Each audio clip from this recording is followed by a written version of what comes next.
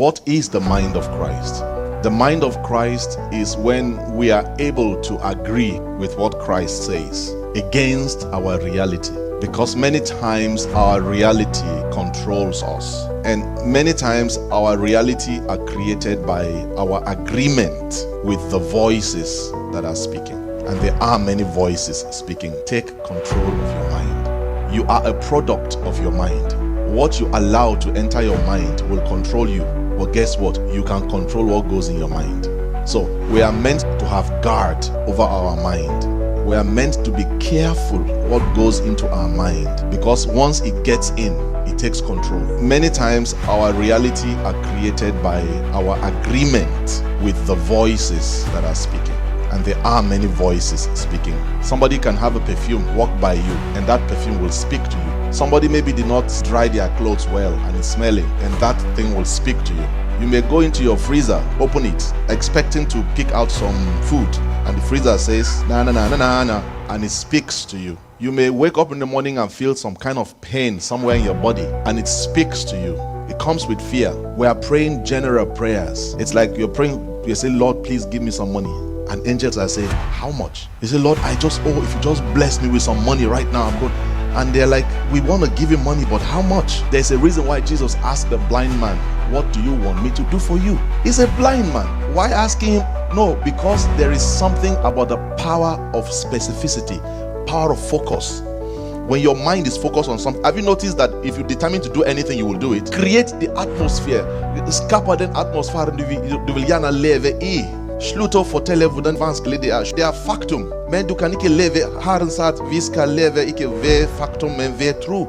So when the enemy knows and realizes that they can't stop you, they push worries to you. So you worry about things and you think you are taking care of it. But that thing takes control of your faculty, your mind. So as you worry about it, the more you will worry about it. And sometimes you think you're praying, but you're not praying. How do you know you're praying? When you stop worrying about what you prayed for.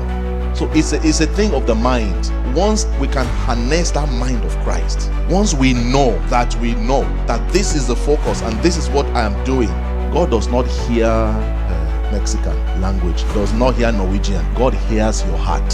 So it's not the languages we are speaking that God is hearing.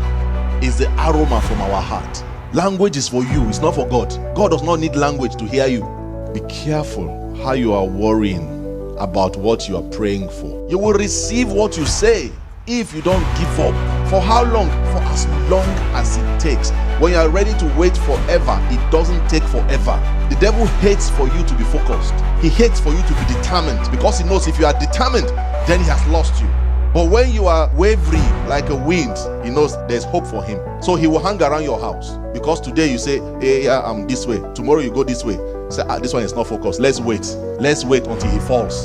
But when he knows he push you, you stand. He push you, stand. He said, let's not waste time with this one. He won't fall. That's where we should come to. If God will use us as he wants to, he has to have faith in us. Those good feelings about how God has been faithful. When you prayed and you saw the answer, go back there. The joy of prayer answer. You prayed for the sister to be released, she was released. Go back there and start to think from there. You prayed for the child, you got a child. Go back there. You prayed for a miracle, it happened. Go back there in your spirit.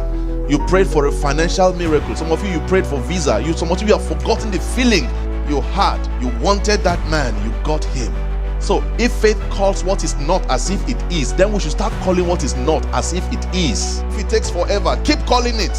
You will receive what you say if you don't give up. The devil looked and said, I can't stop him from going to Jesus. What can we do? Let's throw some things in his path. Let's make some noise. So he will take his eyes off Jesus. And all of this happens where? Between this thing, this one and this one. Anybody ever woken up in the morning and you fell down? Or you sat on the bed and it looks like the bed is turning like this. Anybody know what that is?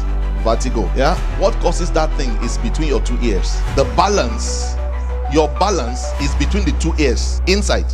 And your balance has got a lot to do. You see, if you lose balance, you fall. If you lose focus, you fall. Your focus is your balance in life. Not to that side or to this side, but balanced. Count your blessings, see what God has done.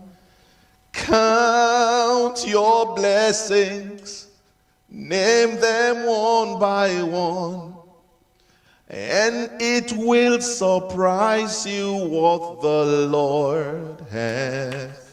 I want you to take a moment right now and just go back to those places. Just go there right now. Those good old days, as they used to call them. Those good feelings about how God has been faithful. When you prayed and you saw the answer, go back there.